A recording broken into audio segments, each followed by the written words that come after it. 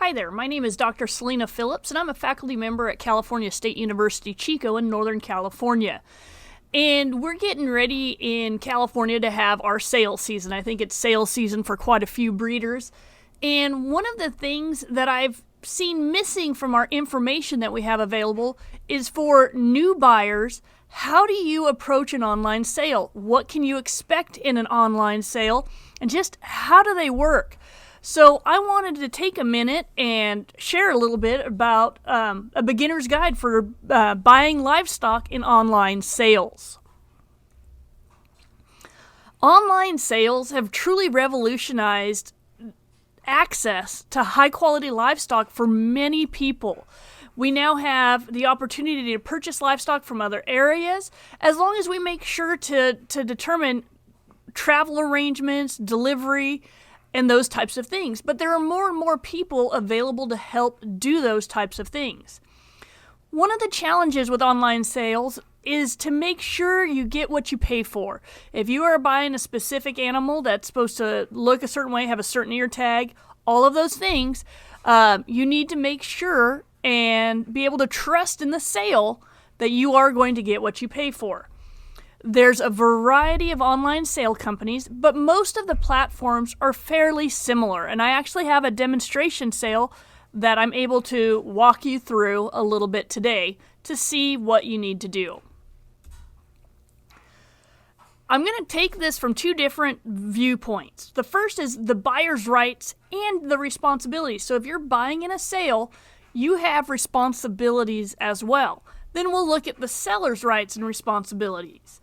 And so the first thing for both groups is take a look at the terms and conditions of the sale.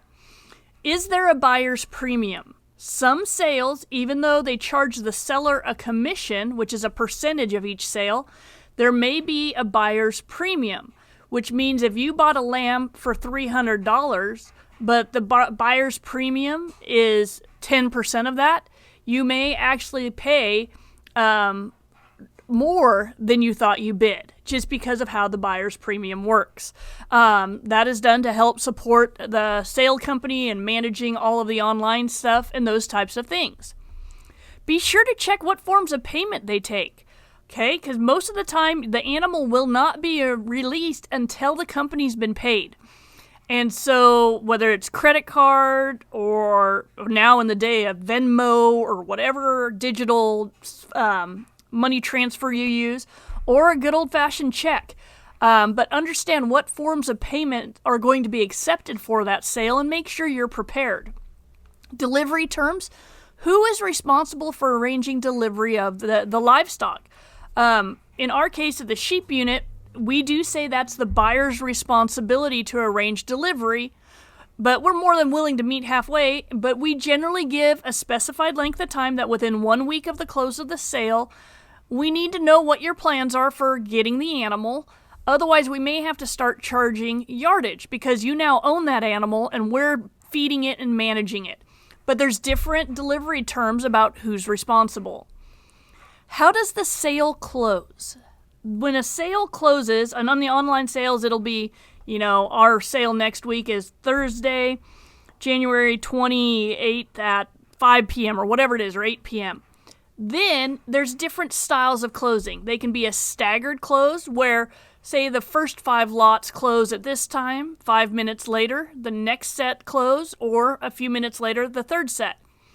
The most common one I've been seeing in most of the livestock sales is what they call racehorse style.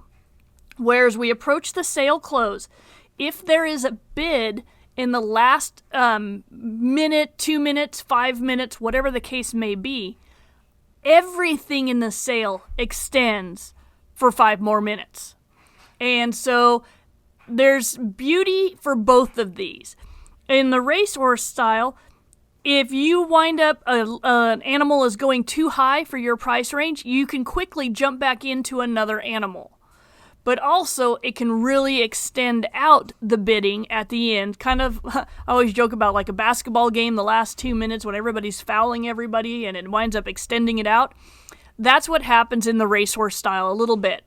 But it does give more equity that if you can't get the first choice, you have a chance to get your second and third choices as well. So understand what's happening with that sale and any other terms and conditions that you may need to be aware of. I do feel that buyers don't always realize that they have the right and the responsibility to contact the breeders in the sale. Feel free to ask for more information, maybe to get a video of any lots that you are interested in. Ask about the background of the animals. See if you could arrange a live preview if they're in your region. Something like that, because you are the customer and you need to be comfortable with what you're bidding on. And as breeders, we need to understand that you want to have that confidence, and you're the customer. We're going to do what we can to help make sure you are confident in the sale and purchasing an animal. I'm a big fan of looking for pictures and videos that make sure they show the animal's identification. Permanent tag numbers. You'll notice that on like our Chico State lambs, every front view, make sure that the ear tag can be read. Just because I think that it's important to instill that confidence in what you're buying. That if you bid on lot 5, that is tag number 20021, that you get a lamb that has the tag number 20021 and it looks just like the one in the video or the pictures. And so that's something that just making sure that you understand that process. And it's totally okay to ask for that information.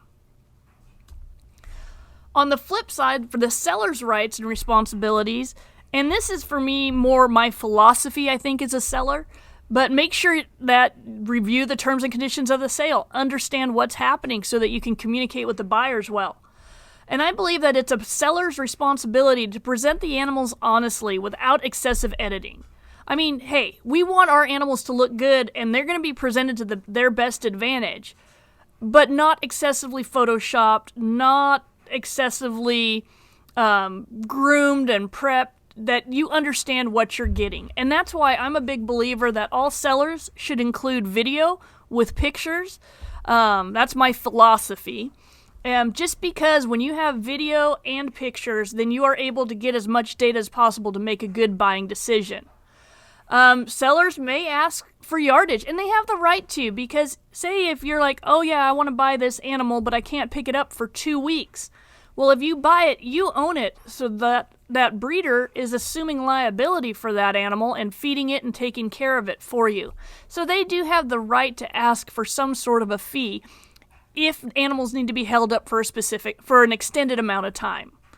And also, I think the seller has the responsibility to clearly communicate all expectations of the buyers, including delivery terms, things like that.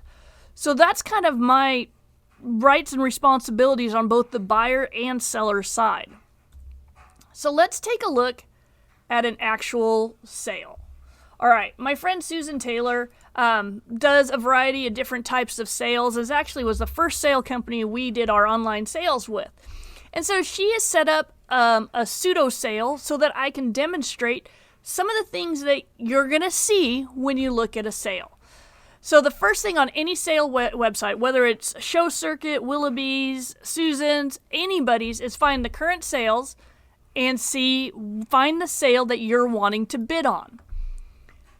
In this case, you'll see that we've set up a demo sale with the Chico State Project Lambs.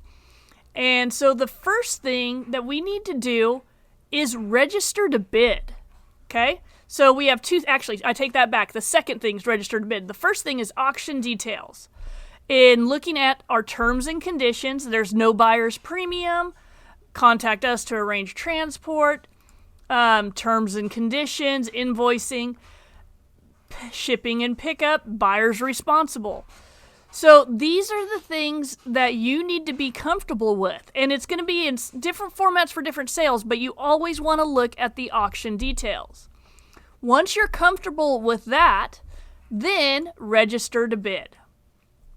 So I don't know if I have an account. We're going to find out. I don't know if I still do or not. Actually, I'm just going to register as a new account to show you my mouse would work. Why is my mouse not working? Okay, so let's register. I'm going to go crphillips1 at chico.edu and type it in again. So I'm actually registering as if I was going to be a buyer for this sale. Okay, you're going to have to tell a little bit about yourself. So I'm going to do autofill, and it didn't like my address. Oh, it didn't like the semicolon. There we go. It likes that. Okay. And username. Chico State looks like a good one. Sure, I'll use the suggested password. I'll never remember it. Create new account. All right. So now I can bid, and I'm going to acknowledge that I've accepted the terms and condition and can submit my registration. All right, so now bidding's open. I'm registered for this sale. I can view the catalog, which is all 4 lots, or I can click specifically in the sale and look at lot 1. Here's some pictures of some of our lambs, and I can be like, okay, yeah, I'm interested in that lamb. All right, what's lot 2? Go through, see if they're going to fit what you want to do. And then to bid, the opening bid on this example is $200. So for example, I want to bid on lot 2. It's going to confirm a bid, okay? And it always says that anytime you bid, you're agreeing to terms and conditions, okay? So I'm going to confirm a bid. And you'll see, like on this website, it says that I'm winning that one, okay? And so maybe I need 2 lambs, and I'm going to bid on this guy as well. That's all it takes. And so it's going to tell you if you're in or out on a bid. And so right now I'm winning, so I would wait for someone else to come in and bid and monitor. Now, a couple things is at the end of a sale, there's always a flurry of bidding. Most people are going to wait until the last 30 minutes or so and start seeing. Some sales will allow you to set a maximum price. Like say I'm willing to go up to $500 on lot 2. And you can actually set that in case you're not around. What's nice about a lot of the show, companies that in the livestock world, we now have mobile apps for many of them that you can bid from your phone so that you can make sure you're doing what you need to do. And so that's kind of just an essence. And you can even say, I want to watch what this lamb's doing. I've added him to my watch list, and so I know how many I'm watching. And they'll summarize it for you. I've got 2 bids in. I'm watching another lamb, and it'll kind of help you manage what you're doing. And so I hope this kind of helps you understand a little bit about the online sales and give you a chance to understand what your role as a buyer is in the online sale and what the role of the seller is in the online sale. And it's all about communication. And I love the fact that we now have these venues to help buyers and sellers work together. But hopefully with confidence, and that you feel like you're getting what you've spent your money on. And I think that's where just understanding how the process works will help. So thank you very much, and good luck on buying your livestock through the online sales system.